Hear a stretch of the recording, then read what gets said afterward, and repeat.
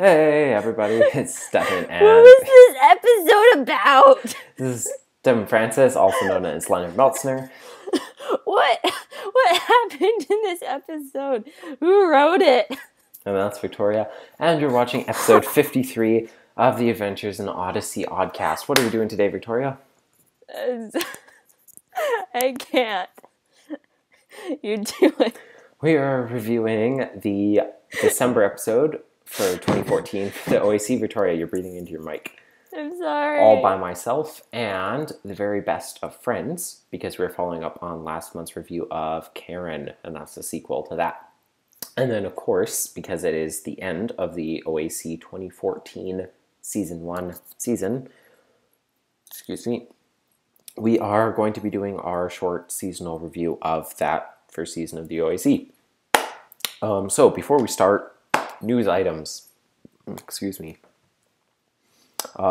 news item. Focus recently announced, for some bizarre reason, they announced already that this Christmas, which is a lot of months away from now, it's funny because when this episode was supposed to have come out, next Christmas, this would have come out before last Christmas. So, Christmas 2015, they're going to be releasing a couple Advent-related things that tie in together.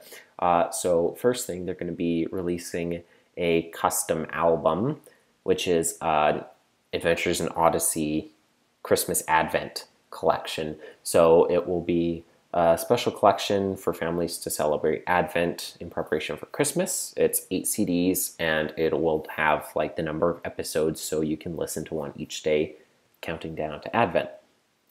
Second thing they're releasing is an AIOO Advent activity calendar. So it'll be like fun things, activities, crafts that you can do each day going up to Christmas. And I'm sure lots of them will tie into the episode for that day. And then the third thing is an Advent calendar book thing. Is it? It's a book? Okay, no, it is a calendar. What's it say? I think it was a calendar. Journey to the Manger Advent Calendar. Marketed under the Adventures in Odyssey brand, this Advent Calendar will be more broad in scope, less Odyssey, more Advent, though we do not have any details at the time. Stay tuned for an official product summary in the future. Okay, so that's that. Link to the Odyssey Scoop article about it will be down in the description. Second thing, last time obviously we spent a heck of a long time wrapping up the ties that bind, talking about a bunch of stuff, and we talked about hey Gidget. I have a living creature. We talked about what things didn't get, wrapped up to our satisfaction in 58 and the things that we hoped and expected to be carried on in 59. What I didn't realize was that there was already an official podcast episode where Bob and Jesse talked to Paul McCusker, and he basically answered all of our questions. Yeah, we probably should have listened to it. I didn't know, but yeah, David Hilder, thanks to him, posted it on the Oddcast Facebook page. So we listened to the interview. Here are the main points, and I'll say them again when we do our predictions episode for album 59. Okay, so taking the plunge, Paul confirms that we're going to explore Penny and Wooten's relationship more before Penny gives her answer about the proposal, so she'll take an appropriate amount of time to pray and consider before she responds.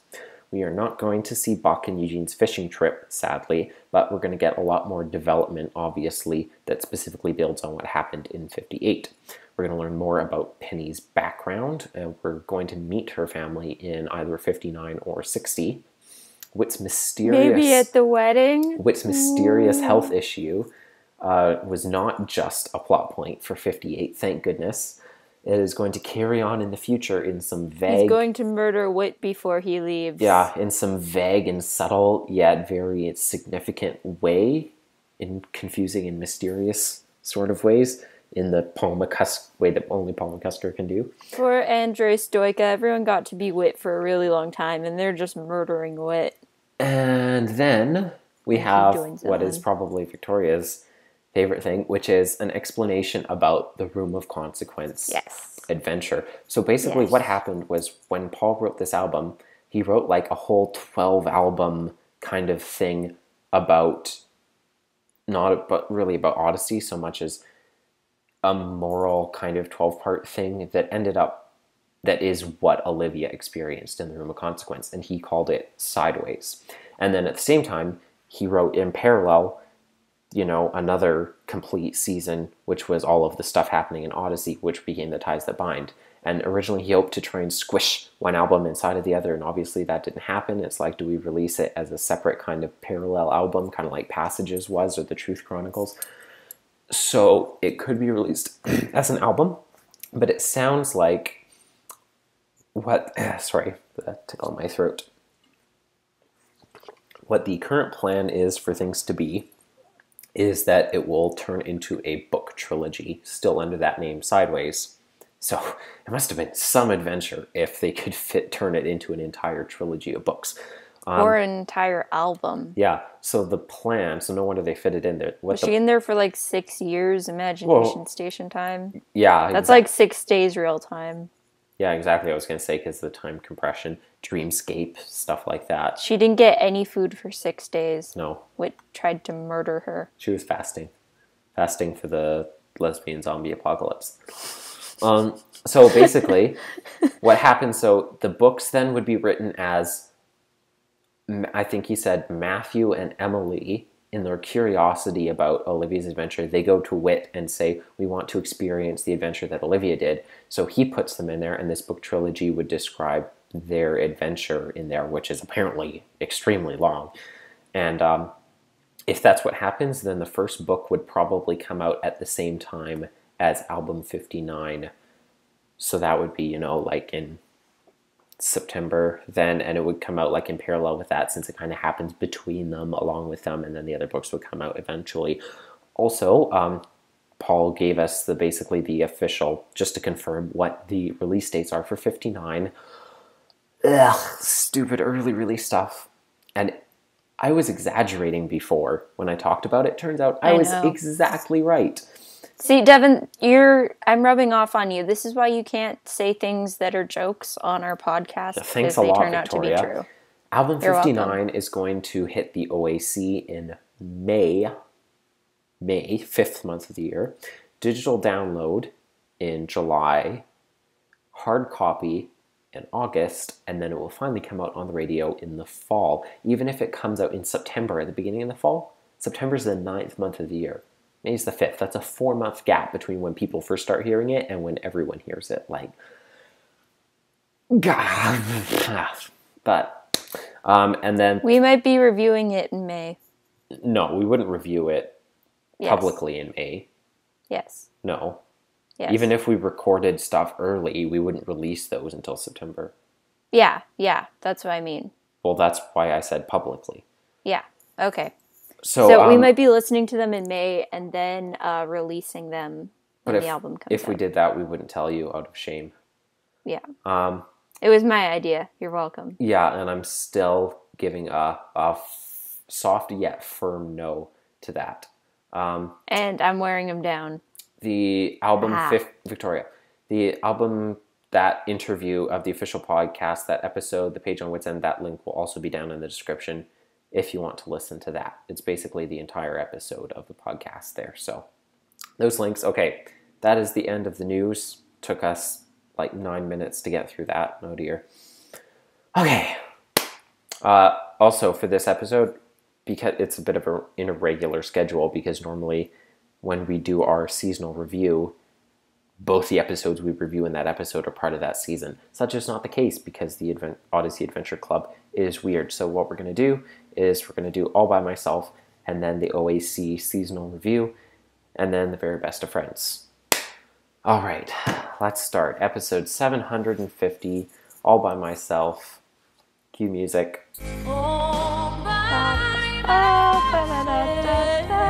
No, I was going to insert the song there. Oh. Which actually I just did for the listeners who just heard it there. It's funny, those of you who follow Devin's Tumblr, when Devin Which is not a lot of people. Yeah. Hopefully. When Devin's like, I was like, what's the next episode called? And he's like, All By Myself. I'm like, oh, is it about Connie's dating life? Oh! And so I went and made an inappropriate audition song meme post about that because I couldn't pass that one up. There were some good ones that people that, there aren't a ton of Odysseans on Tumblr, but there were some inappropriate Hadley, auditions. I didn't start the fire. Yeah, that was funny. Hadley Bassett and I'll be singing I Didn't Start the Fire. Okay, now I have to go and see what the other... No, you don't. Yes, I do. While you do that, I'm going to read the description for the episode. Did you say who wrote it already? No, it was written by Marshall Younger and Paul McCusker. Polly. And I will interrupt you as I find the AIOO No, you'll interrupt me after. Okay, this is my episode review, which I wrote directly after listening to it, because I had to. Okay. Hey kids, have you ever wondered what it'd be like if Wooten was high on drugs and Penny froze to death on a mountain while singing at the top of her lungs and sounding like she's on drugs? And meanwhile, Connie has to look after both of them? Well, good, because that's what this episode is all about. That's actually what this episode is about. Is that your whole description? Yes. Okay. Here are the posts. Okay. Hello, I'm auditioning for the role of the entire Washington family, and I'll be singing Get Me to the Church on Time from My Fair Lady. Excellent. Good evening. I'll be auditioning for Hadley Bassett, and I'll be singing We Didn't Start the Fire by Billy Joel. Hello, I'm auditioning for Eugene Miltzner, and I'll be singing Amnesia by Justin Timberlake. Oh. Hi, I'm auditioning for the role of the Novacom Tower, and I'll be performing Blow by Kesha. I know that I think there should be at least one more. You have to say who oh, yeah. did them. My favorite one. Hi, I'm auditioning for the role of Connie Kendall, and I'll be performing Forever Young by Alphaville. You have to say who wrote them, who made them. I was. Oh. And then the one that we did, hi, I'm auditioning for Connie Kendall, and I'll be singing All by Myself by Eric Carmen. You mean the one I did? Yes. You're the one who wrote it. I'm the one who said it. Exactly. Team effort. Okay, Episode begins. Even if it's fictional, it's still wonderful and uplifting for me to hear descriptions of mountaintop experiences like Penny had. Many who have gone to retreats and conferences have had them, myself included, various times, and while the feelings obviously fade away as you return to daily life, it's an incredible thing. And I won't go off here about the dangers of basing your spiritual life on them and such, because that's been discussed before on the show. And yeah, like More Than a Feeling, for example, excellent example of describing that phenomenon. Don't know about you, but I found some parts of this episode pretty relatable, actually. That's good. It's always good when that happens. I was like listening to it a second time. I'm like, this episode is really realistic and quite, relatable for people, myself slightly included. And then I paused after I thought that, and I thought, oh no, I need to rethink everything about my life. Probably. I think this is the first time we've talked about accountability partners on Odyssey, so that's cool. I don't know what they are. You don't? I can guess, but... It's when you partner up with someone and you keep each other accountable about things that you struggle with, and you talk to them about what happens so you can encourage each other with sins that you struggle with. So just two random people. Well, not random. I mean, you pick someone that you're very close to and that you trust and that you know is a good friend who can encourage you also, like, I'm listening to this and Penny's like, my good friend. I'm like, Connie? And she's like, this random person you've never heard of. Yeah. And it's just like, who are you? It's always nice to hear the Christmas bridge themes again. That's always exciting. That was my first thought, like, while listening to it. And then you just kind of, like, sigh in happiness. Yeah, I feel You're like, just like, oh, especially that's nice. These specific ones, because they're the ones used in The Popsicle Kid, which Victoria and I have listened to a bajillion times, because one of the ones we had when we were little, in album 39. So it's, like, ingrained in the deepest, we like, have the Popsicle synaptic Kid connections on cassette tape of our brain. Hey, that's true. I forgot about that. Mm-hmm. That's how we listened to it. Well, like, first. Not first. Did but we one of have the that earliest episodes. before we had the album on CD? The cassette tape, yeah. Okay. Way before. Don't remember. Okay, I noticed second time listening through, Penny, when I listened to the whole OAC through in one day, I realized Penny had her experience laying on the merry-go-round in McAllister Park. This is the merry-go-round that Wooten installed there a couple episodes earlier in Like a Good Neighbor. Because in that episode, he was like, I'm going to build a merry-go-round. And then Miss Kramer's like, nah, nah, nah. And so he built it in McAllister Park. And that was the one that Penny was laying on when she had her mountaintop experience. Shipping! Okay. So Wooten's mixtape for Penny, which is what Victoria and I were laughing at when we started recording. Yeah. I was telling Devin I was getting my dinner while I was listening to it, and then it was kind of like me grabbing my food, and then he's like, nice ocean noises, and I'm kind of standing there in the room by myself getting my dinner out, and I'm like, oh, that's sweet, and then it's like, Billy, stop splashing water all over me, and stuff, and I'm just like doubled over laughing, and I'm just like, well.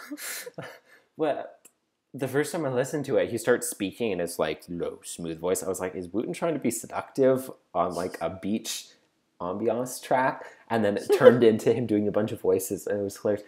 And when I was listening to it all at once the other day, I was at work and I was like sweeping dirt off the benches in the greenhouse, and it just starts happening. And I was just laughing, and I could not stop laughing because it was just so funny. I'm glad no one else was in the greenhouse because it would have been very confused. This episode is actually probably one of the funniest ones we've had in a very long time. And it's kind of like if we had all of Wooten's randomness in one episode, just kind of condensed. It would be really annoying if it was just kind of like a past episode and they didn't have any reason for it. But they actually had the reasoning that he was on pain medications and... What was Dr. Graham thinking prescribing Wooten? I don't know, but like I'm listening to the episode with the side effect of like hallucinations. It was mood swings, not really hallucinations. He just thought he was hallucinating. Yeah, but still. But like I was listening to it the first time, and then I just get to the end, and then Connie says those two magical words, Dr. Graham, and then I just kind of sit there, and I'm just like. The world just kind of like zooms in around me. It's like, what have you done, Dr. Graham? And it's just know what she did?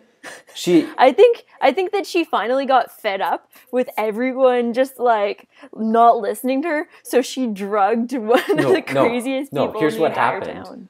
She meant to give Wooten like a regular prescription painkiller, but she accidentally mixed up the pill bottles and got him one of those crazy like FDA rejected drugs that she got from the jungle doctor in the pilot. One of those ones she took from his hut. Like the ones that made you bleed out of your eyes or whatever. Those Russian contraband FDA rejected drugs, and accidentally gave him that by accident. That would make everything make so much more sense. And I was telling one of my friends at youth group, I was telling Stuart about this episode. And I'm just like dying laughing. And fortunately, he was too. Because if he wasn't, it was just going to be really awkward because I was telling him about all the parts with Walter in the episode. It'd be kind of hard to describe. You know, I think describing it seems like it should be you'd have to be there kind of thing. Yeah, but he said it sounded really funny though, and he was laughing pretty hard. With regards to the infomercials, it's a good thing that Wooten is stinking rich. Yeah. Aw, he was in his house in this episode, wasn't he?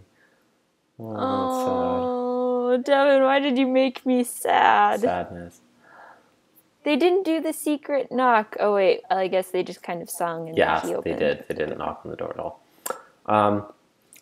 When I was listening to it, and I was like, like sensing inspirations and parallels from different episodes, I was really feeling three other episodes. So I was like, I think it feels like the solitude is a mixture of solitary confinement with Penny. Refinement. Solitary. Oh, refinement. You're right. I completely typed that out wrong. Sorry. You are absolutely correct. That's one of your favorite episodes. I know. Come on, Devin. I know. I'm sorry. It's because I read it. If I said it off my head, I would have said it right. Solitary refinement with Penny/Eugene trying to like calm her mind, focus on God, push out all the distracting thoughts. And Home Again. Home Again with Wooten/Jason trying to pull people in to do things because he doesn't want to be isolated and alone. And more recently, More Than a Feeling with Penny/Camilla trying to recapture a previous spiritual high that they had. I don't know why. I think it's because I've listened to Solitary Refinement so many times because it's such a good episode in so many different ways. And just, I know that scene by heart, the one that Eugene's just like, well, gotta pray now. I love, because it's so I should replace my ukulele strings. That scene is like, where is the lie though? That is the most like accurate thing in the world when you're like alone it is a realistic and you're scene, trying though. really hard to focus on praying and you can't. Like, they nailed that scene so hard. Like, oh my goodness. And like, so by the time we got to Home Again, when we first heard that episode, and Jason is like having that thing, he's like, well, and I'm just like, up, I know what this is. So when Penny's just kind of sitting there, and she's just like twiddling her thumb, she's like, anytime, God. I'm like, it's happening again. I know. Jason's like, well, gosh, I've been alone for 15 minutes now. Better take a couple hours break to socialize with people. And like, it's funny to watch all the different characters' reactions. Eugene's just like thinking about ukuleles and math. Jason's like, social interactions. And then he leaves, and Penny's just like screaming song lyrics at the top of her lungs. And it was actually kind of terrifying. I was just imagining them when I listened to it a second time. Music too. Yeah. When I was listening to it a second time a couple hours ago, I was just listening to it, and I was imagining Jess and what's her name? Kimmy, thank you, in the recording booth, and just Jess being like doing all the voices, and then he's just like, oh, okay, bye, Penny, and then Kimmy just taking a huge breath and be like, fall on your knees, and then Jess just doubling over laughing, trying not to laugh into the mic. But couldn't you totally see that happening? Yeah, it was so. Like, I can just visualize everying. It was so nice to hear like him doing so many different voices as he descends into madness, and like he was such a bigger mess than usual while also simultaneously drowning in hypochondria. Actually, considering he was kind of high in this episode, he handled it better than other people would have. That's true. But like, I'm starting to think that it's canon that Wooten is like basically a voice actor. Like, if it kind of started slightly in Captain Absolutely when after the point you realize like, oh, he is actually doing all these voices. And then it escalated in the last live show, which if you listen to the album version, not the live version, you wouldn't have heard this. Whit is telling Wooten to warm up before he does his Captain Absolutely thing, and in the kids radio station, and then all of a sudden he does all these different voices, and of course it's Jess doing all these past roles that he's done, and I'm a huge Animaniacs fan, and then he does Wacko's voice, and then I just like freaked out, and in the launch, and now we have like this, so Wooten is definitely like a voice actor, but not a voice actor, you know what I mean? Speaking of hypochondria, I'm definitely going to refrain answering Wooten's question about what's wrong with the American healthcare system. I'm not going to go down that road this time. I was so surprised at the line where Connie's like, there's nothing he could do. Walter was too far gone. And by too far gone, I mean his head was too far away from his body. I was just kind of like eating, and then I just kind of like dropped my fork, and I'm just like, oh my gosh. Yeah, same thing. I can't believe you...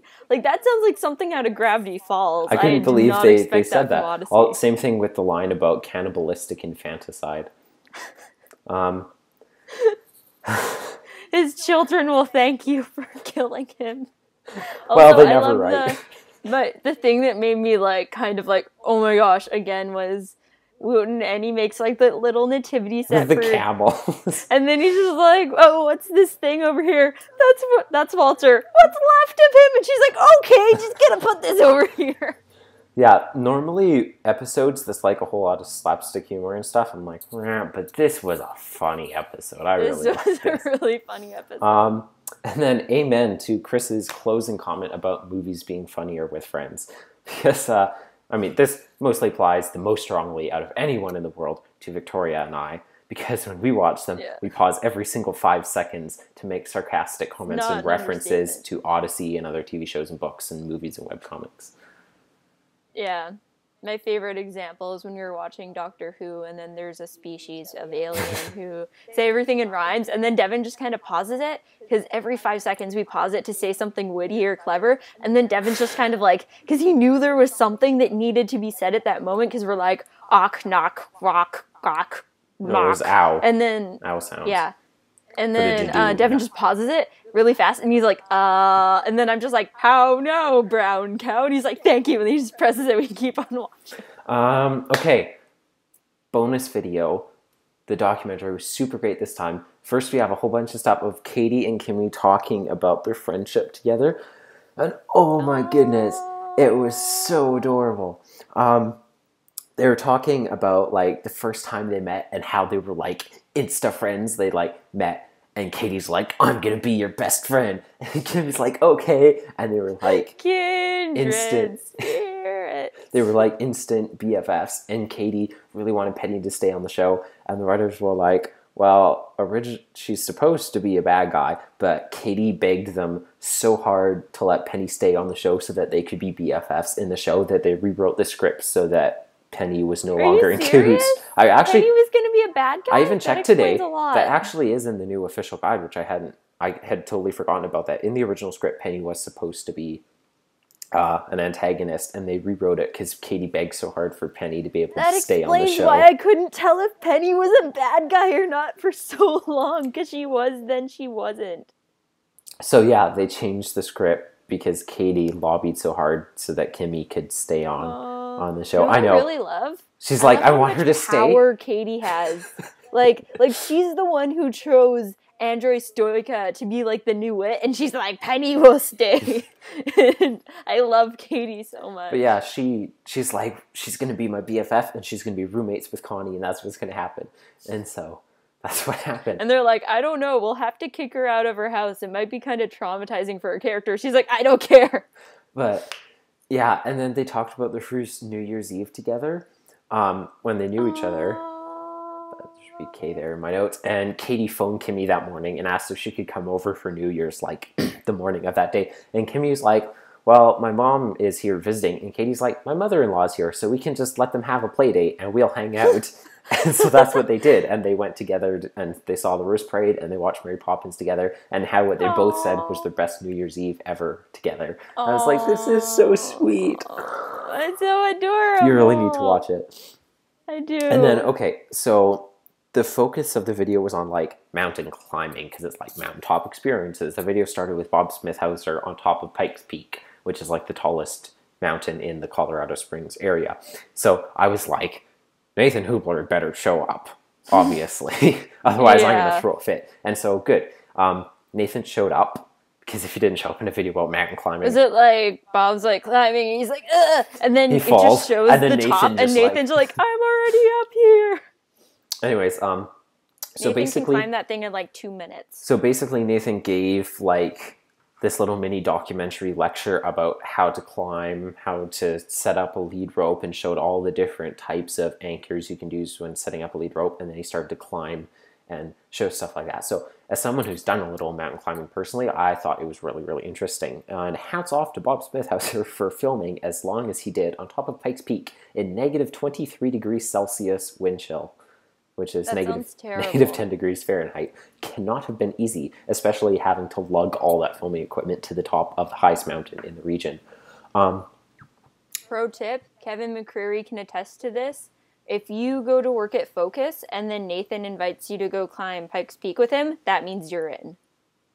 Oh, I would love that so much. Anyways, I had some questions about the climbing stuff after the video I was curious about. So I was like, hey, I'll send Nathan a message on Facebook.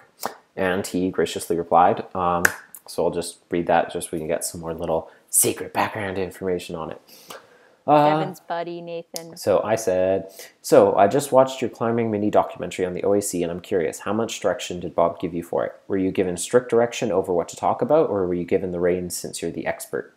Also, who did they get to film you as you climbed up? Because the camera went up and filmed him as he was climbing. Was it someone with climbing experience, or just the regular camera person? And then he replied, Dear Devin, blah, blah, blah. I actually got very little direction. The film team came to me and said that since the episode was about mountaintop experiences, they wanted to talk about climbing. It was up to me to come up with material from there. I thought about lack of different directions, but decided on what you saw. I was actually pretty nervous about the speaking part of it. Since I had time to prepare, I wanted to make sure I said something really good. Blaine Anderson filmed the climb. We set up a static climb so he could film alongside me. He's been climbing a number of times, so that made it easier. And Blaine is always up for anything, so that made it easier too. He was the one filming most of the material on the glacier in this month's segment. Yes. I just realized something. Quack. Brock is kind of like the Alex Hirsch of Odyssey. The only difference is Brock doesn't make the episodes. Isn't Paul McCusker more like the Hirsch? I don't know, Brock was more teasing about spoilers, but I guess that's kind of his character and persona that they created for him. For Brock or for... Yeah, Brock. For Brock. I was going to say, no one created that for Alex Hirsch. That's him. No, Alex is the biggest troll ever. Oh my goodness, yes. Okay. Do you have anything else to say about this episode? Speak now or forever hold your peace. The comedy was really on point. We haven't had a episode that was a comedy episode mainly in quite a while.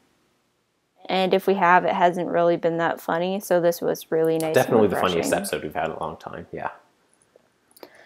And like we've had funny moments in the episodes. Like Eugene's ringtone is always going to be one of the best moments, like the best funny moments ever since the hiatus. But like this episode was a gem. Also, all the stuff with Penny was done pretty well, in my opinion. And I can't think of anything else to say. Are those your closing thoughts? Yes. What is your rating? 4.35? No, 4.5? 4.4 out of 5. Yes, that is my rating. Oh, there's also a recipe on the OAC for chocolate cupcakes that have slices of cheesecake inside of them, which is I thought you were going to say with like things that look like praying mantises. No, I was going to say that's really messed up. They're like chocolate cupcakes and have like icing like a Christmas tree inside, but they actually have like Christmas tree shaped pieces of cheesecake completely inside of the cupcakes. Like, oh man. Would you eat that? Of course I'd eat that. I didn't know you liked cheesecake. Anyway. So what was your rating again? 4.4. Okay. I'm going to give it 4.5. I think 4.5 is fair. It was, like we've said, a very funny episode. But of course, obviously that, humor does not an episode make. The themes were good. We saw, isolation on both sides. We had Wooten, who was forced to be isolated, but he really wanted to be around other people and was craving attention. And then we had Penny, conversely, who should have been sticking around other people and relying on them, not getting stuck out on top of a mountain, but she was forcing other people away from her. And in doing so, when she shouldn't have, because the thing I find interesting is that Odyssey has this really good balance in that we have episodes that are like, here's solitude and it's a good thing, and it's a good thing under these conditions, and here is fellowship and being with other people, and it's good under certain things, because different disciplines, they can be opposite each other and they can both be good, but there's a season for everything.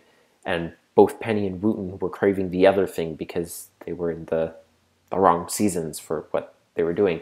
And solitude can be a good thing, but Penny was seeking solitude at the wrong time, trying to recapture something that she wasn't able to. And as a result, even though she was trying to get closer to God, she ended up falling into a temptation in the process because she cut herself off from the people that she was using to help keep her accountable. So I want to just interject. When I said that this episode was relatable for me before, I was saying that about I've had mountaintop experiences before. I don't try to recreate them like Penny did, because just recreating things in general, not necessarily just Christian things, just basic things kind of, and it never works. It never happens the way you think it will or expect it will. And I know that from personal experience, from trying to do it with like some things. And so I just, listening to this episode, I'm like, don't do it, girl. Not going to work. And then she did it. I'm like, it's not going to work. Anyone who has trouble with that sort of thing, I think, should definitely read/listen to the chapter in the Screw Tape Letters, the Troughs and Hills chapter, because C.S. Lewis put that whole concept there in so many better words than I could ever try to express it. So, yeah. Shout out to my main man, C.S. Lewis. I thought you were going to say Screw Tape. No. But Andy Serkis. Absolutely. Yeah, shout out to Andy Serkis. Anyways, awesome. Yes, that is our thing for All By Myself. Okay, now, quickly run over Odyssey Adventure Club 2014. Okay, first we started off with the launch, parts 1 and 2, in which Wit and Wooten, Woot and Witten, I forgot about that. Don't mention it. We're going to start screwing ourselves up all over again. Wit and Wooten go to Uganda, to the Karamojan region. And Eugenius. With Dr. Elizabeth Sparks to help try and mediate this war between the Pion and the Bukura tribes. Bukura. Yeah, I know. And it is a real-life story of how Dr. Valerie Lamilo, who played Dr. Elizabeth Sparks. She did a really good job. Oh, yes. She actually played herself, even though she went under a different name, a fake name in the episode. How, through God and her mission, was able to end this war in northeastern Uganda. And all these cattle raids and death and stuff. And it's, like, super cool. And it's a true story. So, like, yeah. That was an awesome episode. And it was an amazing start to the Odyssey Adventure Club. And it came in alluding to Jeff Lewis and talking about how he was now going on trips being sponsored by UPF and stuff. So it kind of, tied from the pilot and kind of pushed into what the OAC was going to be. And soon, he's going to be back in February, March, and Jeff April. Lewis! I got so excited when Devin told me. Oh my gosh. Soon, yeah, I needed to motivate Victoria to catch up on the podcast. Called So The Cure? Yes. The Cure, parts 1, 2, and 3. Alaska? Yes. It's about the Iditarod. I was thinking, why is Wooten in the Alaska episode? And then I realized today, after listening to that one, I'm like, wait, he's from Alaska. Yes, he is. And I'm really stupid. Okay. I got really excited when Devin told me Jeff was coming back, because I wasn't sure if Jeff was going to come back. I was secretly worried. I was really, really worried he would not come back, and I was going to be upset. It has been a while, but to be fair, if they'd tried to insert him into the Ties That Bind, that would have been too many feels. It would have been messy, to say the least. Try and fit in one more plot line and all that kind of development on top of everything else. But Devin, think about it. They could have having all this trouble with Jules, and she's stressed, and she doesn't know how to deal with it. And then Jeff comes in, he gives her a hug. He's like, "It's okay." And then he's supporting her. Okay, Victoria. So that was January and February. Then we hit March, which was In a Kingdom Far Away. I didn't like this one. It was a weird episode, sort of similar, kind of, to what Follow Me is. Not that we've listened to that yet, because this is December, and that's OAC 2015. I haven't listened to that one yet. Devin has. I just listened to it just before we recorded. It reminds me a bit of Snow White and the Seven Deadly Sins or whatever, but the difference is I liked that one because I'm weird, and this one I didn't like. Complete no, they're opposite actually, for me. I liked a lot of the split episodes. I think it's because I heard them when I was little, and I'm just like, yeah, these are good. So my judgment was terrible back then, so I'm just stuck liking these really weird episodes. I like how even in the Novacom bonus stuff, Paul's like, I came back just on the tracks of the split episodes, and all of the writers in unison are like, ugh. They're like, help us. They're like, let's not talk about that. Like, they don't try to hide it at all. Anyways, I wouldn't really compare it to, Snow White and the Seven Deadly Dwarfs. Because it was like a fairy tale, and it was both kind of like a little bit screwball-y kind of sense of humor. Yeah, but a different kind. See, that Bethany's Twisted Fairy Tales were about taking a well-known story and twisting it by incorporating a whole bunch of random references to... No, I'm not saying that they're like the same thing. I'm saying it kind of slightly reminded me of it. Fair enough. I laughed re-listening to it because of all the 2001: A Space Odyssey references in it. Wait, where? What? You can go re-listen to it. We'll talk what do you mean we'll talk about references? It later. Because we have to hurry. But yeah, this one was interesting because like we said in our review, until the last 5 minutes, it made absolutely no sense, and I was like, this is bizarre. I don't get the point whatsoever. Oh, right. I was thinking, when I said I didn't like it, I was thinking, I think there was something at the end that was good, it felt but like I can't completely remember. bizarre and disjointed, all this weird fairy tale stuff. I can't tell because I figured we were supposed to be paralleling some Bible story, and I was like 4 or 5 different things throughout it. I was trying to figure out, what is it supposed to be? Is it Esther? Is it David and Bathsheba? Is it this or that? And I couldn't figure it out. And then finally, Wit drops the bomb, which is that the 3 characters who did bad stuff were all different people in the Bible who did bad stuff and then repented and turned back to God. And then there's just the wave of realization hits you, and then it like knocks you flat on your face on the beach, and then you're like, oh my gosh, that was so clever, I need help. It seemed really dumb and random, and then you realize it was so clever because what they did was wrote a story that took 3 of the most famous stories of redemption in the Bible and then fitted them all together like puzzle pieces, so you could take all 3 of their stories and fit them together into the same narrative simultaneously. So it ended up being really clever in the end. That episode was like, started out really stupid, but at the end it's like too clever for me. Yeah. Anyway, okay, so April, we then hit Drake the Cosmic Copper, which Victoria and I had the lowest expectations on because the name sounded really dumb, especially because the word copper, I thought it was referring to the element, which I guess... I thought it was going to be about a magician, and it was going to be Emily and Matthew going to see another circus thing, so I was really dreading it. I kept thinking of like a copper tea kettle floating in space, was like the kind of idea that I had. I don't know why copper made me think of a copper kettle. Maybe because Connie Kendall kicked a copper kettle. Who knows?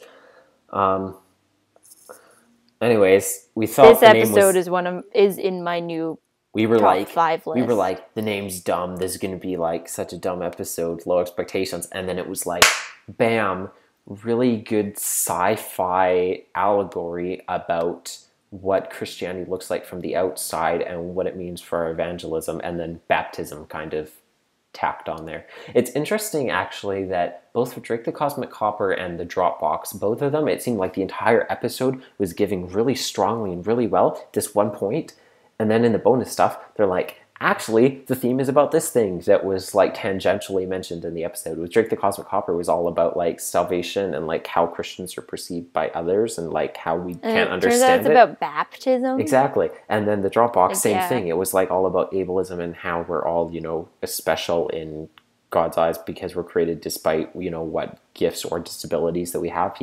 He has a purpose in all these things. And then they're like, the theme is adoption. It was like, anyways, Drake the Cosmic Copper was phenomenally done allegory. I listened to it again like 2 weeks ago, and I'm just listening to it, and I'm just sitting there and like my face is melting off and I'm just like, this is so good.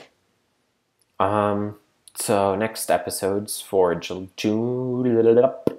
for May and June, we had Mission Unaccomplished, parts 1 and 2, in which the Parker family went to Nairobi, Kenya. And David not did the nothing. Nairobi Children's Home in Connellsville in Oswald Heights, the actual Nairobi.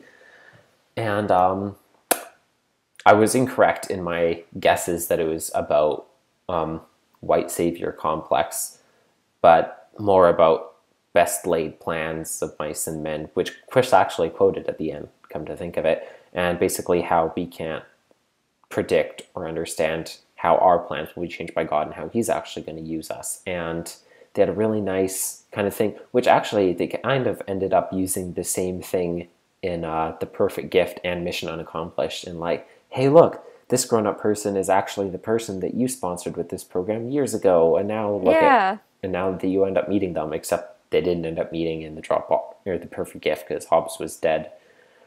Wow, Devin, way to make it sad. But yeah, the Parkers all failed miserably at everything in life, and then David didn't do anything. No one did anything, but then except for Camilla, and then God made it all Camilla work out was in awesome the in end. that episode.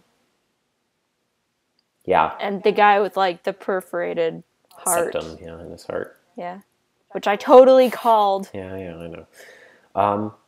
After that, we had July, which was Like a Good Neighbor. I want to point this out because I know we've had some confusion about like, how does the OAC fit into the chronology of the chronological albums? Because the episode numbers place the OAC in its entirety as a self-contained 12-episode unit between albums 57 and 58. But I was like, seems a little weird though, because, like the ties that bind, the first 13 or 12 parts had already come out by the time All by Myself had aired, so it's like, it's kind of strange, right? But as proof that they all fit, that they fit between it, I mean, we already noticed that at Comic Connellsville, there was mention of Drake the Cosmic Copper, so that was one thing, but I realized this the other day. In Like a Good Neighbor, Wooten helps Mrs. Kramer move into his neighborhood. And then, in The Ties That Bind, later, after this, Mrs. Kramer is dancing in the street in Wooten's neighborhood while his house burns down, which means that Like a Good Neighbor had to happen before The Ties That Bind. So that was another direct continuity connection that shows it had to have happened before. So is Hadley just like in, I guess Wooten's not in, like, oh wait, yeah, he is. Is Hadley just like taking a shower for like the whole episode, like a really, really long shower that lasts days so he doesn't appear? What are you talking about? Well, like, if it happens in the middle of Ties That Bind... It doesn't happen in the middle. That's my point. It happens before. We were correct in that the OAC happens between 57 and 58. Okay. I'm just saying, we know that now because Like a Good Neighbor had to have happened before The Ties That Bind, because Mrs. Kramer moved into Wooten's neighborhood, Sycamore Street specifically. She moved on to Sycamore Street, along with Wooten and the Rathbones, the Strasburgs, the Waltons, the Carpers... all of them. It's Pack Street, Sycamore Street. Intersects Mockingbird Lane as well. It's a point of interest. They all moved on to Sycamore Street. She moves there in Like a Good Neighbor, and then album 58, she's clearly living in the same neighborhood when his house burned down. So, continuity. Part of me wants to get another Drake the Cosmic Copper episode, but the other part's just like, no, I don't want them to like paint it. Because of the last scene worries me. If it weren't for the last scene, I'd be like, yes, make more because they're going to be really good. But even like if you look at Captain Absolutely, the best Captain Absolutely ones were the first two, and after that they just kind of got more kind of silly humor-wise. And like Wooten's Broken Pencil Show, that's a interesting little thing of an episode. And yeah. Okay. Next, we have August, which was The Lone Lawman. And, This is my opinion of that episode. What? Yes, I agree. It was a bad episode. It was cliched. It was uninteresting. Not much happened. It had silly sound effects. Yeah, because it was a radio production, like a kids' radio thing, and Wooten was doing the sound for it. And here's something that just like boggles my mind. It's the first appearance of Brian at the very beginning of the episode. Brian's like, Mr. Whitaker, the story is so awesome. It's like this and a Western, and there's no girls in it. And I was like, hey, I know, when I just listened to it the other day, I was like, hey, I didn't notice that before. Wow, that's like even less points for it now. Thank you for pointing that out to me, Brian. You just made the episode worse. Exactly. Good job. Yeah. This is like, you can't fail like, the Bechdel how test the story much is worse gonna than that. end and stuff in the themes in the middle of the episode. They're just like, 1 minute of exposition. Okay, let's get back to the weird story. Not really a fan. And they felt like the entire episode was setting up to be the theme of like, you can't be a lone lawman. You need to be, you need to go to church and fellowship with people and be dependent on other Christians. That would have been such a good theme, because if they ran with that, it just would have been so good. But then they're just like, it's about something entirely else. Like, wasn't it about revenge or something like that? Yeah, mercy and grace.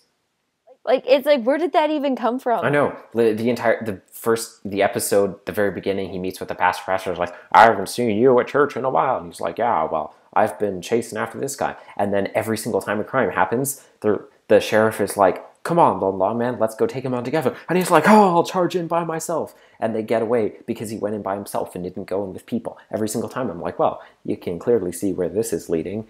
And then they're like, it's about grace and mercy.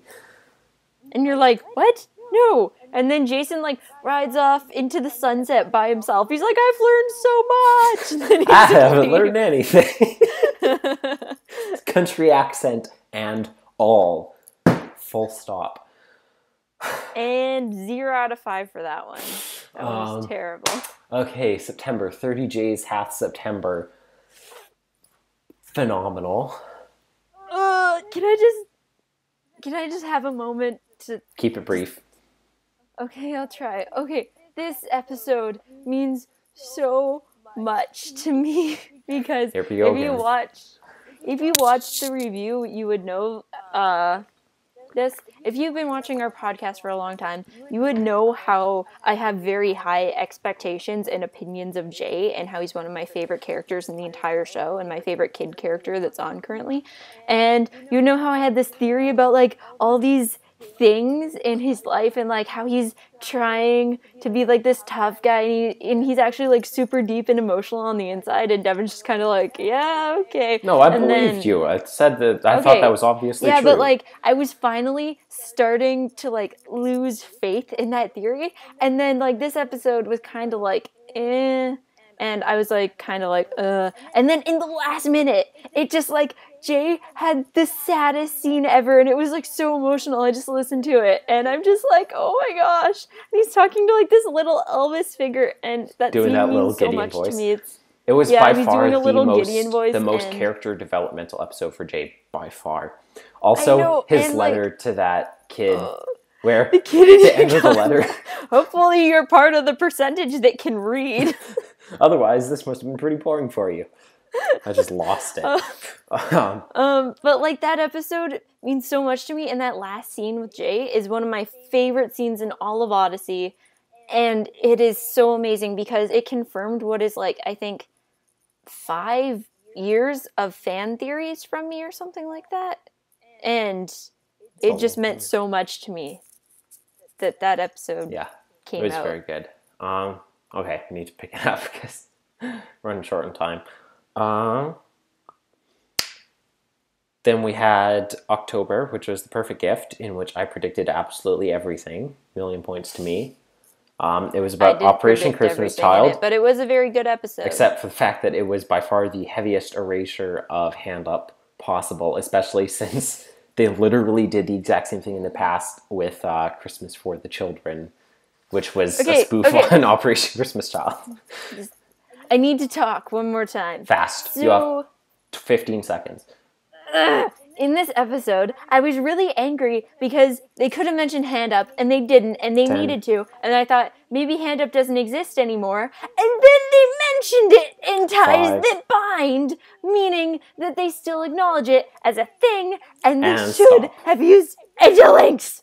Yes, Victoria is correct. That was frustrating. The rest of the episode was good. Although, as I've said, I've started to notice that there are narrative parallels within the episodes in the OAC. Like here, we have this thing about Hobbs and what's her face, and they had that same kind of thing as the senator Esther did. Episode was a mashup of Mission Unaccomplished or whatever it was called, and what was the other one? It is, and the one with Leonard, An Undeniable Truth. It was basically like if you combine those two episodes and then you add the one about Donna's dog, that's what this episode is. Just because there's a dog? Yes. All right. Yeah, I guess, I mean, because the OAC was created for a fairly specific purpose, it makes sense that we're going to start to have these parallels, but it's like, it's also not a good sign that we're kind of seeing repetition of that kind of thing so close together is kind of worrisome. So we'll see how things carry on in 2015, and when we do our review of Follow Me for January, we're going to talk about our predictions for the 2015 OAC season, so we'll get into that soon enough. It's called Pet Peeves. I know. I couldn't remember. Then we have the Dropbox, which was absolutely amazing, a fantastic true story, which was very heavy and emotional and so well written, talking about ableism and adoption. You continue. I'll be back. And the way that people, even Christians, how ableist we can be in the ways that we assume that God has made mistakes because of disabilities, or that people shouldn't be the way they are, and just reaffirming the fact that God has a plan for everyone and that they are truly knitted together, special in the womb in the way that God has intended them, no matter what our perception of their existence is. So that was super good. And the fact that they did all that with a true story, and that it was a tie-in to a movie that Focus is also really, and has already released. That they released week before last week. Something like that. Yeah, that I didn't get it. Victoria had the opportunity to see it, but she didn't. I wanted to see it, but it was in Red Deer, so... I most definitely did not have the opportunity to see it. I've been so ridiculously busy with homework. I didn't have a ride to Red Deer, and it would have taken me an hour to walk to the theater on a work night, so... But, yeah, it would have been nice to see it before our review somehow, so we could have, compared and contrasted. That would have been nice, but didn't happen. Can't cry over spilled movie tickets. But speaking of movies, wink. That's all I'm gonna say. True. Okay, and then finally December, All By Myself, which we already talked about this time, so I don't think we need to do that. Overall thoughts on how the first year of the OAC went, Victoria? I think some episodes were definitely stronger than others. Little Lawman. But, and I think it wasn't as good, in my opinion, as some of the recent albums we have, if you just kind of mark it on whole album alone and you compare it to the past couple albums, like Ties That Bind and Life Expectations. Life Expectancy. Yes, I always get the name wrong every single time. But I think it was a pretty good start. What do you think? Okay, so, I mean, basically what we're doing right now is evaluating, how is the OAC doing so far? There were a lot of emotions and, name-calling complaints and positive and negative things about, what is this going to mean for the future of Odyssey? How is this going to turn out? Is it good because of the revenue, or is it excluding and alienating parts of the fan base? I know it's still a divisive topic in the fandom. Overall, the episodes themselves, there were hits and there were misses. Some of them were quite good. A few of them were not very good. The Lone Lawman being the lowest of that. If I wanted to average out how these episodes were overall, I'd probably place it basically on average mediocre compared to other albums. It has some good stuff, but overall it's nothing super special.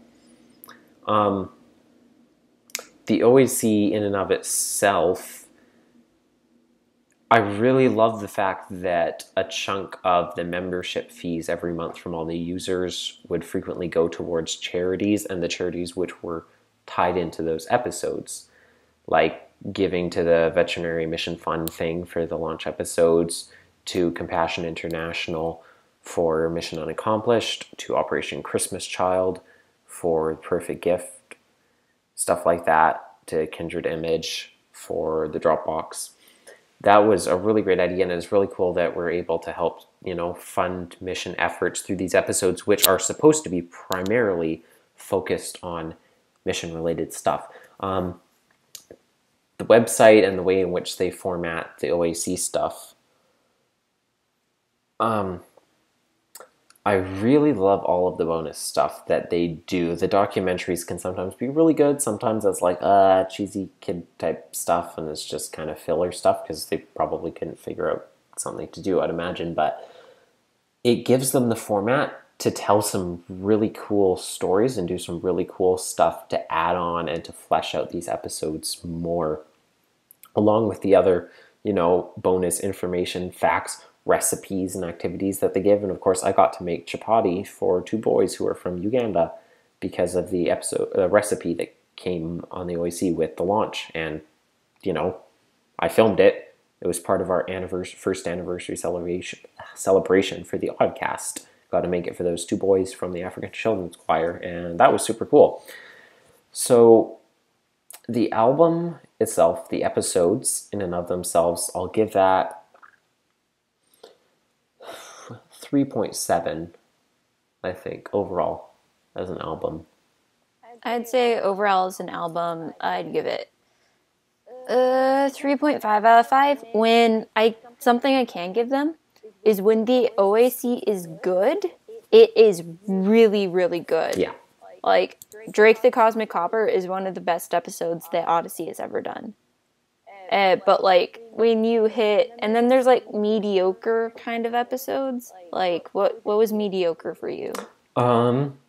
Mission Unaccomplished was kind of a little under mediocre for me. It was a little... It had some good things, but, above mediocre for me. Yeah. I guess, like, A Good Neighbor was pretty, like, fair to middling.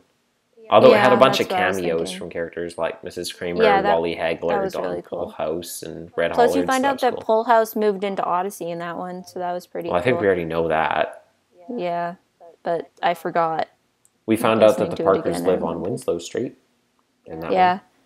But like I said, when it's good, it's really good. So if by any chance you somehow get the chance to listen to a couple episodes, Drake the Cosmic Copper is a must, because that was the best episode in the entire album.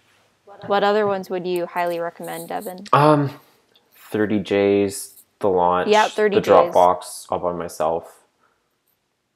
Those would be the ones that I would highlight. Anyways, we have to move on. You don't have to fast. listen to Lone Lawman if you don't want to. I don't really recommend it, but if you're one of those people that listens to every episode, then do it. If you don't want to, then don't. And that is the end. Drake the Cosmic Copper is a must. That is the end of our review of the OAC 2014 season / season 1 of the OAC. Yep. And so now, as we are already over an hour for this video, let's talk about the very best of Friends. And Static.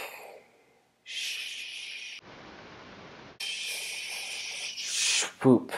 Smooth connect. What cut? That was all one video. What are you talking about? Okay. Now we're talking about episode 95, the very best of Friends. Oh man, when I was talking about that, I forgot to, express the excitement that was the 750th episode of Adventures in Odyssey. I didn't even, make any comment about that, how that was, the end of our third quarter. Wait, all by myself? Yeah.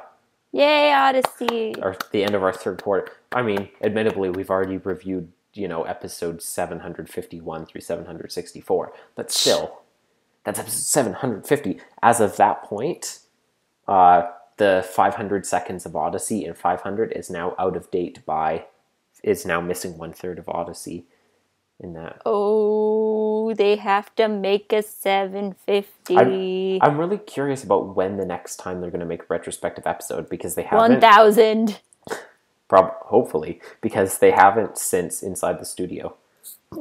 Excuse me. Or I guess that wasn't technically, but they haven't had any kind of behind-the-scenes episode since Inside the Episode. Mm-hmm. Nothing retrospective since 500, which is a long time ago. A lot longer than the gap between A Look Back Parts 1 and 2 and 500, that's for sure. Anyways, episode 95, The Very Best of Friends, written by Phil Lawler. So, in this episode, Donna Barkley is volunteered by Jesse Morales to be the host of the, I forget what it's called. Fall Festival, thank you. And Donna doesn't want to do it because, of course, that's what Karen was in when she died. So she doesn't want to be involved. So the whole episode is kind of, half of it is... the episode. What? Half the episode. But yeah, that's what I said. Half the episode is Jesse and Whit trying to reach out to Donna and get her to kind of, I don't know, get all her feelings out. Yeah, find closure about Karen's death.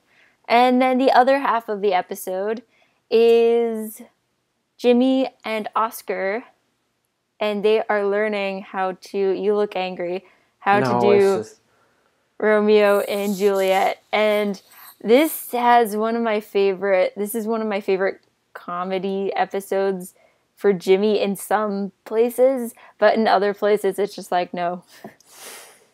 I'm sorry, I just really like this episode. Like, you know what it is? It's not really the parts with Jimmy, it's just hearing him say, good night! And just, I want that as my ringtone. Well, you can make it your ringtone. I could, I know. I was just listening to it, I'm like, little Dave Griffin. Okay, I find it a little surprising that in the exact 1 year since Karen's died, or I suppose exactly slightly less than 1 year, because she died a little bit after the Fall Festival, that there's already been enough time for Karen died, all chatter and people talking about her death has completely stopped, and then Jesse moves to Odyssey and becomes Donna's new best friend. Because Jesse had never heard of Karen before. It was a long year. Well, but I'm guessing Karen is kind of a topic that no one really wants to talk about, because it's kind of like, don't talk about that around Donna, because it's really emotional for her and lots of other people. You don't, but I mean, a lot of time would have to pass before Jesse came, enough that there would be no, like, she wouldn't realize at all from anyone at any point that she was best friends with someone whose best friend had died, like, less than a year before. Seems I'm just like gonna say that no one talked about it. Also, they didn't want to open up any emotional wounds. This is also Jesse's second episode, which makes sense because, like I said, she must have come to Odyssey fairly shortly before this episode. What was her first episode? That's Not Fair, I believe. She was like tempting right. Donna or Robin in that one. Like, look at what's his face with the blue eyes. Yeah.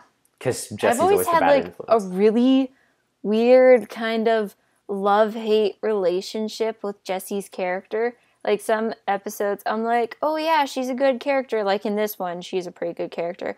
And then I have episodes like All's Well with Boswell and stuff where I'm just like, what are you even doing in this show? And like the other one about the young stomachs turning, and and I don't like her in that episode. And I like Jesse's character.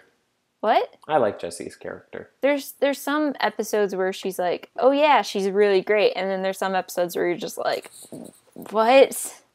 So... I mean, I really like the fact that even though she doesn't really star in any episodes, like there's an episode where she's the singular main kid character. Mm-hmm. But despite that fact, and her friendship with Robin and with Donna, that they did a good job at creating really solid characterization and consistent traits for her. I guess like just the kind of strangeness in her personality that you see in some of the episodes I mentioned is just like how she is, because it's something that did happen often. It's extremely, like it's surprisingly incredible how amazingly consistent they are with capturing that, like, kind of, she's like Christian, but she's also sort of like less overtly Christian than lots of the other kids, and she's really into like overly romanticizing things. She's very into soap operas. We see that in 2 different episodes. The way that she romanticizes her relationship with Jimmy in The Trouble with Girls, and oh even man, like I forgot about that the history of war, drama, love torn asunder in The Vow, where she's talking about the Civil War documentary to Donna that she taped on VHS, stuff like that. Even the way that she buys into like the jogging stuff in The Peacemaker, where she's like, I'm jogging because I need to redistribute my body fat before puberty. And Connor's like, really? She's like, yeah, I read it in a jogging shoe catalog. Yeah. Yeah, Anyways, I don't think I'm ever gonna be completely sure if I like her character or not. I'm just kind of... well, I like Jesse Morales. Yeah. Even more inexplicable than Jesse's lack of knowledge. Well, I kind of like Karen. Danny, and you hate Danny. It's true. Even more inexplicable than Jesse's lack of knowledge completely about Karen is Jimmy's lack of realization that Karen is what was going on with Donna. Yeah. Because it really seems like he shouldn't have been able to figure that out. Like, surely everything that happened there would have made a big impact on him as well because of the impact it had on his sister.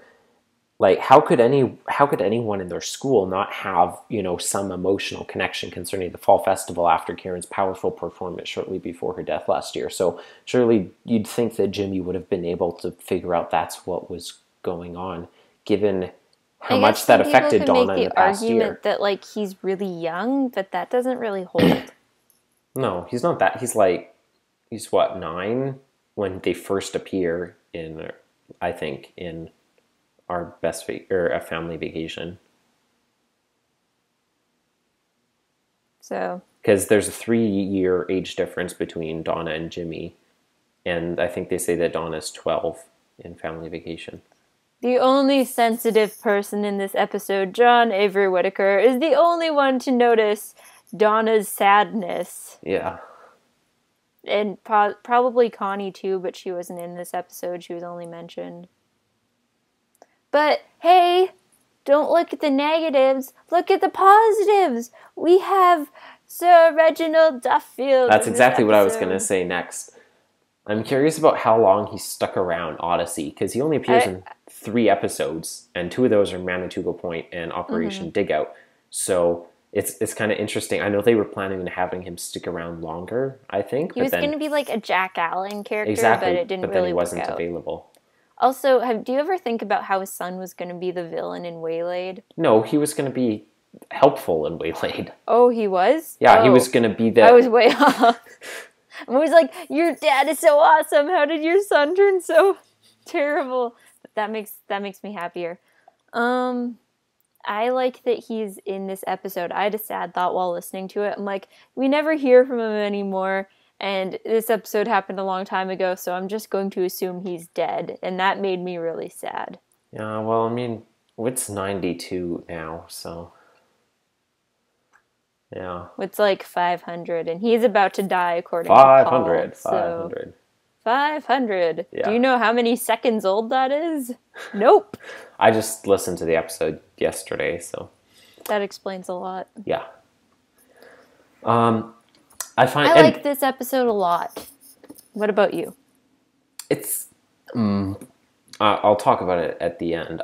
You're going to hate me for this, but I think I like this episode more than Karen. I wouldn't hate you for that. I would just disagree with you. I know, you would. You mentioned this when we did Karen. I think it's interesting how many episodes Karen's death comes up in the future. I wouldn't expect it to surface as often as it did, honestly, that they mention it, but beyond in this episode and Connie, which we mentioned last time, Connie, the episode, not Connie Kendall.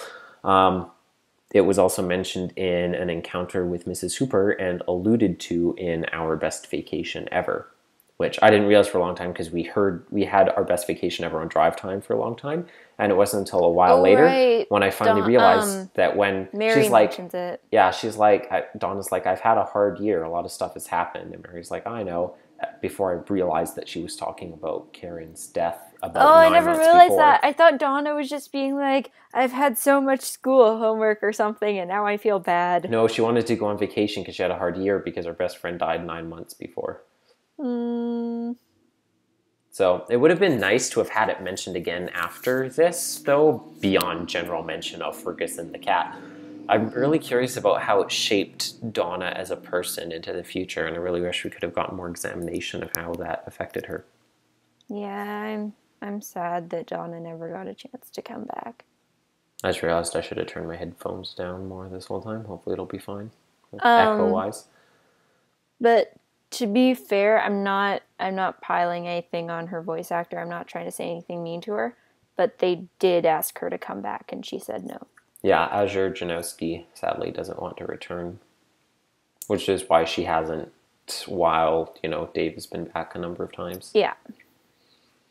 I want Dave to come back as a reoccurring character, and I want all the episodes to be about him and Richard and Buck and Jay. And just Jay's development and them being all his best friends. And it's just like, my 4 boys. Okay, so we have to address this. And Jared. I have no idea what the whole Romeo and Juliet subplot has to do with this episode whatsoever. Nothing. That's the answer. Was it just to fill time? Yes. Is that it? It was for comedy. Was it to because lighten it was a the heavy mood? episode. But and it was yeah, that's it. It was for comedy. And then somehow out of this, Jimmy's falsetto Juliet apparently became like this signature performance thing according to Coming of Age. It resurfaces in Coming of Age. And he's trying to do it again, but his voice is changing, so it's squeaking even worse. Actually, his voice squeaks while doing the Juliet voice less in Coming of Age than it does. Yeah, I know, but the thing is, one. he's squeaking it 100% falsetto in this one, and he's squeaking it between falsetto and full voice in Coming of Age, which is the problem. Yeah. Oh man, Shakespeare is just rolling in his grave. Listen to this episode. I mean, I know that Shakespeare was a super goofy guy who didn't take himself seriously at all, but even he would probably be upset about what I don't understand is, okay, so it's been a year since Jimmy first appeared, so he'd be 10 here. So, it's Odyssey trying to convince me a 10-year-old has never heard of Romeo and Juliet or Shakespeare. Yeah. And also, on top of that, never heard Jimmy of puberty, doesn't know too, but that's not this Juliet's episode. a girl. I know. How? How?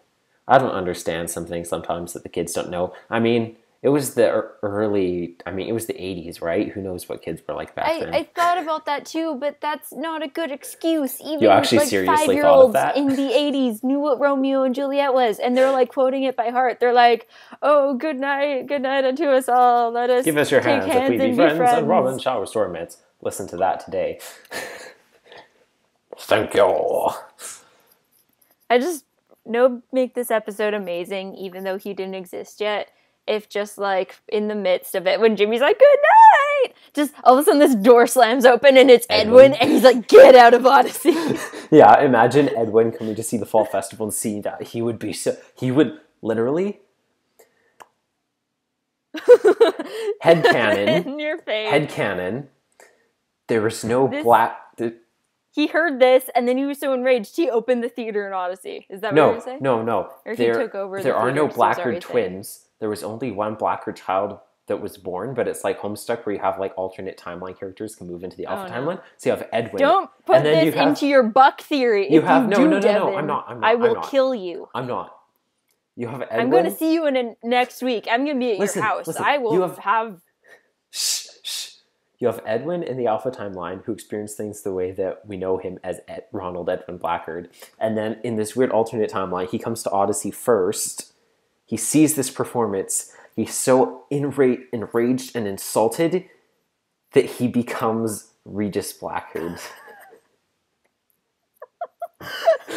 It's literally like he becomes like Nega Edwin. He turns into his evil form, and that's Regis. And then somehow Regis crosses back over into the Alpha timeline, and they're not actually twins. It's actually the same person. But Regis is like evil Edwin from an alternate timeline, where he was so enraged at Jimmy and Oscar's performance of Romeo and Juliet that he turned into a villain.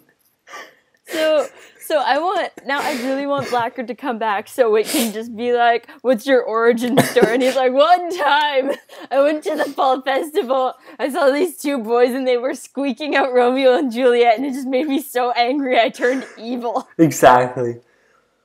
Oh, it's perfect. It all makes sense. Okay, back onto a more depressing... it actually does explain a lot, and that's the sad thing. Plus, we never know Blackgaard's backstory. Exactly, explains why we know so little about their childhood.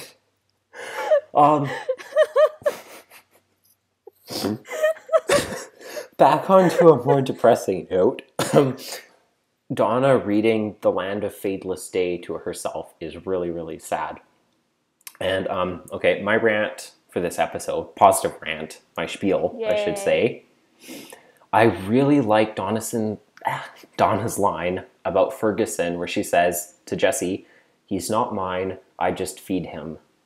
I heard that, and I kind of paused, I thought about it. Every time I listen to that line, my heart just breaks. I was like, wow.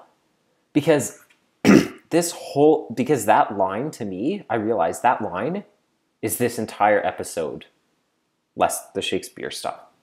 He's not mine, I just feed him. Because this whole episode is about the fact that Donna can't make peace with Karen's death. She doesn't have closure about it. So she still refers to Ferguson as Karen's cat because it helps her to believe that Karen is still alive to be able to own him. It helps keep her in her willing denial that Karen has to be alive in order to own Ferguson. So if I call Ferguson Karen's cat, then that means that she's still alive.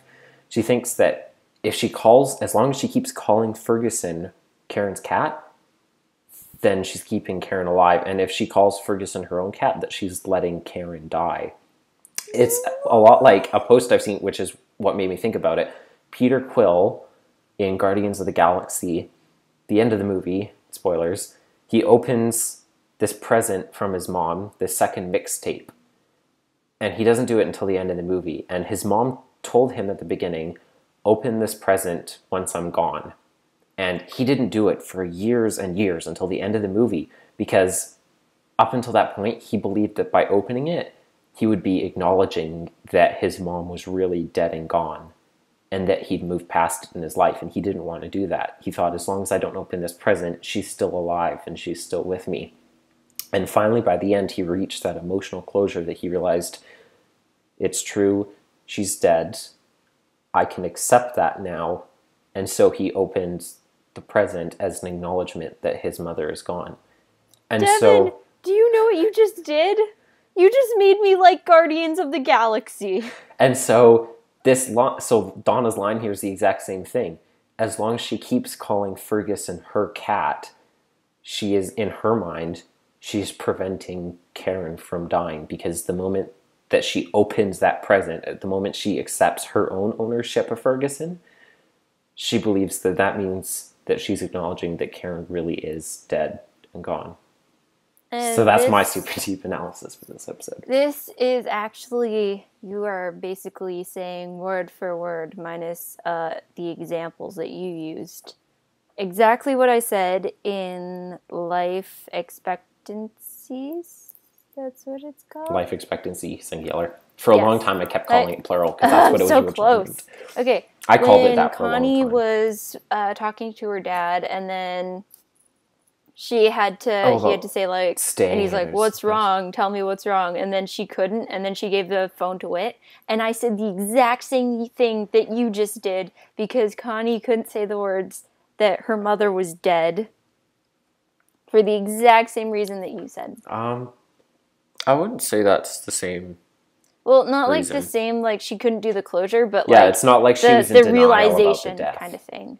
I'd say there are similarities, but I'd say it's fundamentally different in that this is more about trying to keep yourself in denial of the fact that it happened, whereas that was more she was overwhelmed with emotion. it's alike, other than the superficially denial it's thing. similar. Yes. I am, and always have been, always will be, deeply touched by how much Whit bared his soul to Donna in order to help her here. Whit's amazing. And it just made me think, like, if we were kids back when this came out and we listened to all the Odyssey up to here, how much would we be able to point out? Because we're good at, like, picking up on all these things. Like, we can hear the name of the funeral home that... Wexford's. What?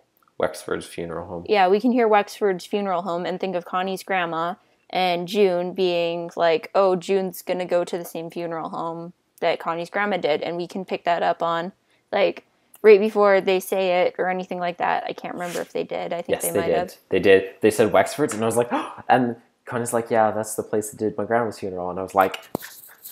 But I was thinking, like, if we were kids back when this came out and we had the same kind of, like, we listened to Odyssey all the time, would we be able to hear Fall Festival and then be like, Karen, that's why Donna's upset? Or we'd be able to be like, hear the name Jerry and we'd be like, oh, that's his son who died. And more likely with Jerry, but, like, yeah.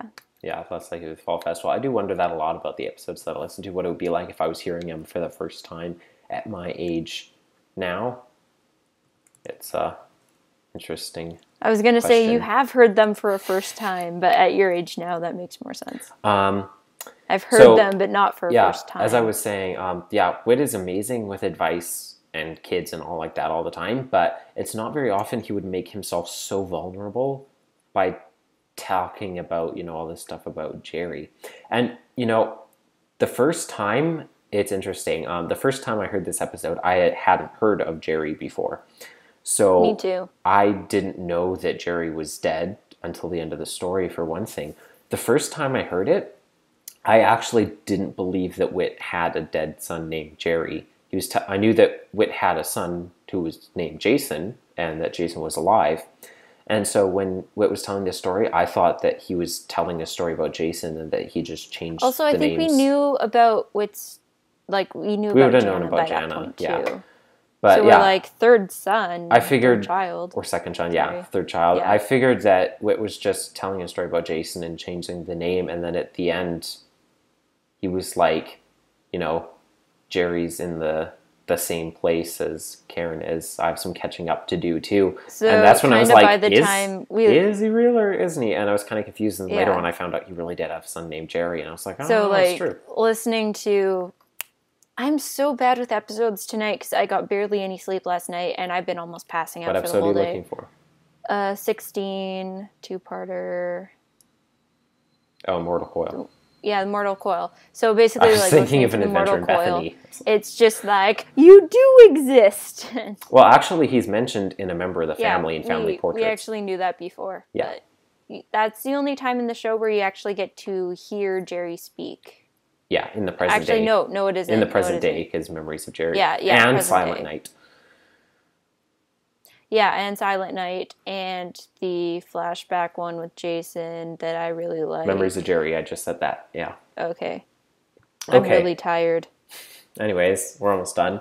It is incredible to think of how young Donna was having to go through all of this. Like, they made her so mature in this episode. It's so real the way that they did these two episodes. Like, it's so raw and emotional and real the way that she did this, and like her whole like, yes, I'm angry with Karen, I'm angry with myself, I'm angry at God, and it's like, wow, this is heavy, raw, real emotional stuff. And I really wish we could have seen this side of Donna more often in the show. Going back to what you said before when you were saying you were surprised that Whit was opening up himself this much, because he usually doesn't do that, and being like really raw emotions and stuff. I kind of think that's the only way he would actually be able to get Donna's attention in this circumstance. Agree. Like, if he was just being like, oh, once upon a time there was a child who was having problems with their dead friends or something like that. Yeah. Like, Donna would just be sitting there and she just wouldn't, like, listen to anything he said. Yeah, and Whit obviously knew this, which is why he told that story. Bringing Jerry into it and talking about all this, like, just the way he says everything, even though Devin and I had, like, no reason to really believe Jerry was kind of actually a thing, even we questioned it. Kind of actually a thing. Well, I mean, he is pretty solidly a thing. No, I mean, at the time we first listened to it. Well, I know, but... Sorry, yeah, but, like, even we're just like, is he real? But, like, you can tell that he instantly gets Donna's, like, attention and stuff. And then the saddest thing ever is just the thing that always breaks my heart. One of the saddest moments in this episode, along with the scene at the porch when she's feeding Ferguson and the scene at the end when she's saying goodbye to Karen for the last time, is when she's like, Mr. Whittaker, where's Jerry now? And he's like, he's dead, Donna. And then she's like, same place as Karen. Yeah, same place as Karen. I have some catching up I have to go do too. And, like, every time I hear that, I'm just like, oh, Whit, why? And this is all to say, my next point, thank you for segueing into it. They cut directly from Whit saying, I have some catching up to do as well. Yes. And then a hard cut to Oscar and Jimmy's performance of Romeo and Juliet. I can't defend that in any way. No one can. There's like a couple seconds of music, but there's no, like, in-between scene or anything. They literally have Whit's line about having some catching up to do with his dead son. And then it cuts. There's not even, like, an announcement. Now they're going to be performing this. It cuts straight into them doing Romeo and Juliet. Do you think it was kind of like the writers were like, too dark, avert, abort, squeaks. And actually, that sounds more like a Disney thing to do. They're like, too dark, throw in some sparkles. I don't know. Sparkle, glitter, blind, whatever Maple said. I can't remember. Attack glitter. Yeah, that's it. But, like, if you compare it to Karen, when we kind of get the cut at the end to the finale wrapping up, we get from Karen and Donna saying goodbye to Karen, like, after Karen's funeral. And in this, we get Whit and Donna preparing to say goodbye, and then pre-puberty squeaks. What? I don't understand the parallel you're trying to make here. No, I'm just saying that Karen did this better. Ah, yes, it did. But at least they do follow up with Donna on stage. Yes, one of my favorite scene in this episode, next to the other two. She comes and reads "What a Friend We Have in Jesus" for the festival to parallel Karen's performance the previous year, where she read "The Land of Fatalist State." And that's just, it's so good, especially how both of the girls... This album we had before we listened to Karen. Yeah, both of these girls were reading hymns that pertain to their own situations, and these two episodes are just so good. Literally, between the two of them, the only thing I would change would be to completely erase the Jimmy Oscar Shakespeare thing. Mm-hmm. I was, like, about to listen to the episode. I'm like, oh, man, the Romeo and Juliet stuff in this episode's so funny. And then coming out of it, I'm like, that wasn't funny at all. It was actually kind of sad. But, like, not sad, just sad like you want to pull your ears off of your head. But, like, the thing that with me and Devin, unfortunately, is we had album 7 before we had album 3. So we heard Very Best of Friends before we heard Karen, so we never actually got to know who Karen was as a character. And so it's because of that, and just hearing one, kind of never really hearing them in conjuncture to each other until I realized that one was a sequel to the other, and I actually listened to them back to back. It wasn't until then, even though I knew it was about Karen and I both heard both the episodes multiple times, that I realized Donna's thing at the end was meant to parallel Karen's thing at the end. Because that's pretty insensitive when you're talking about someone having a leg amputation. Wait, what? No.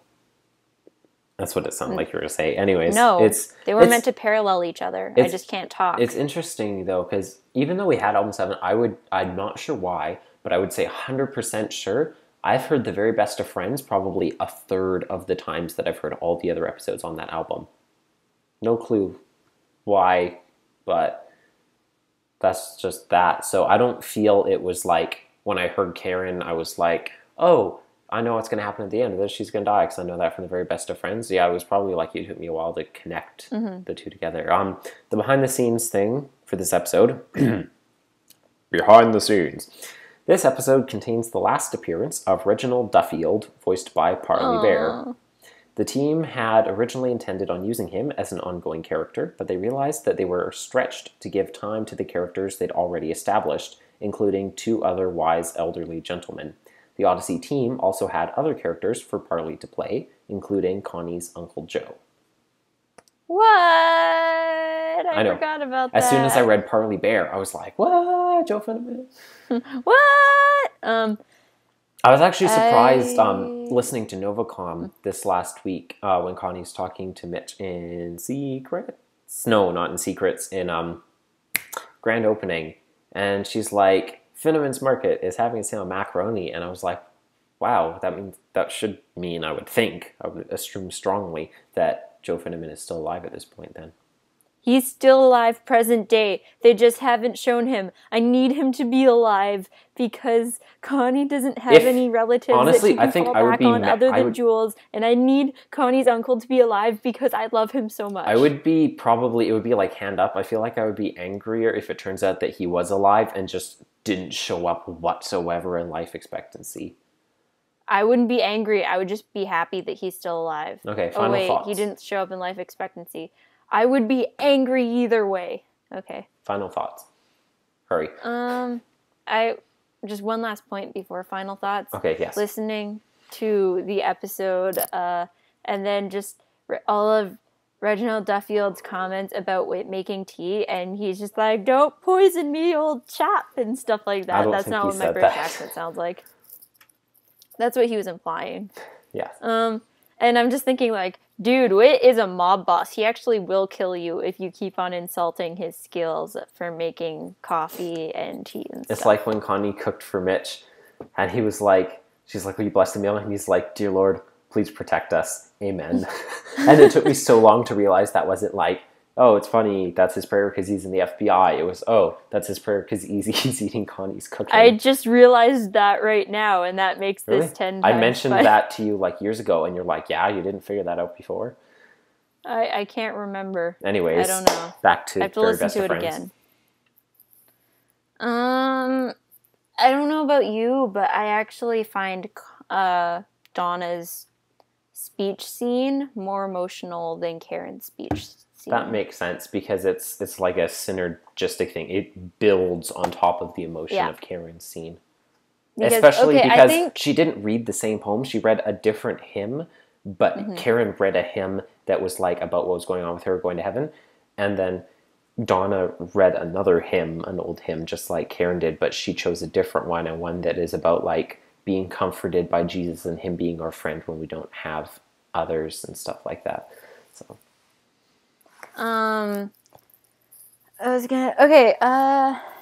in light of all the things we've listened to, I think I'm going to mark this one the same as Karen. So I think I'm going to give this one 5 stars personally, because I really like this one. I like how I'm never going to say that they brushed off Karen's death because, like we've both said, they do mention it a lot. So yeah, it's mentioned 4 times after. But this was the main biggest thing that just like elaborated so completely around everything concerning like Donna all the time and Karen's death. And it's really relatable, whereas Karen is really relatable in being comforted about people's death and like being at peace when people are about to pass on. This one is kind of like the after effects. Even though they're gone, you're still upset. And so both of these are very, very good to listen to. They're very relatable and realistic and believable. And that's something I really love about them. I love that they kind of made a 2-parter that is 4 albums apart from each other. Because if you listen to them back to back, you can tell that there's a time gap. But they're just like so. You mean because of the fact that they say explicitly several times that there's exactly 1 year between? Yeah, but like they're just like puzzle pieces. They just like fit together so well, and it's just all so beautiful. Ignore the stuff about Jimmy and Oscar. This episode is really amazing, and everything is so emotional, and it's such a beautiful episode with everything, with Karen and Donna, and, like, it just builds on top of that, everything with, like, trying to get, like, open up to new people in your life, which is hard to do if you've just lost someone, because it's hard to reach out after that, because you don't want to lose anyone else. And then we have that stuff with Jesse, and then we have all this stuff with Jerry and Whit, and it's just a really good episode. So 5 stars. I will give it, for everything that I've already said and everything that Victoria just said, 4.8 out of 5, because it is amazing and emotional and all the continuity stuff, building development of different characters. Less 0.2 for, you know, the half of the episode, which is just put in there as weird filler slapstick comedy. Part of me wants to take off a 0.1, but everything else is just so good, I can't bring myself to. I just like to pretend it's not there. Yeah, sorry, I have to take off points for it. So 4.8 out of 5. And that's that. Victoria, what are we doing next time? BGTO? Yes, we are doing our Number fourth 4 episode of the Beginner's Guide to Odyssey. What is this one about? It is about sagas. Yes. So that'll be fun. We will be giving beginner Odysseans a quick little guide to some of the main sagas and adventures in Odyssey. And quite perfect timing, because we just wrapped up a big one with Ties That Bind. Wow. Big is a... Also, it's not completely wrapped up. Yes, it's kind of a weird one. I'm not sure if we should take it off the list, because it really only has 1 episode in it so far, and it's not completed by a long shot. Maybe we should take it off the list. But, you know, Novacom, Blackgaard, Leonard Melsner, action stuff like that, as well as, you know, more slice of life stuff like the Pokenberry Falls Barkley arc, the Strasbourg separation, and Eugenia. Yes, Eugenia, whatever. Yes. Devin's pairing name for Eugene and Katrina. It's a terrible name, but it is a terrible name. It's not much you can. A new one. Not much you can do with it. Eugene. Catine. Anyways. You cat. That's what we're... You cat. That's what we're doing next time. So tune in for that if you are so inclined. Or just use it for a reference video when you need it, because that's what the point of those videos actually are. Anyways, until then, I've been Devin Francis, also known as Leonard Melsner. Eutrina sounds like a weird kind of power health thing. I've been Victoria, also known as Echo. And thank you for joining us on our side of the YouTube. This has been The Adventures and Odyssey Oddcast. Oddcast. Goodbye. Did I get it? Oh. Darn it. Bye. Bye.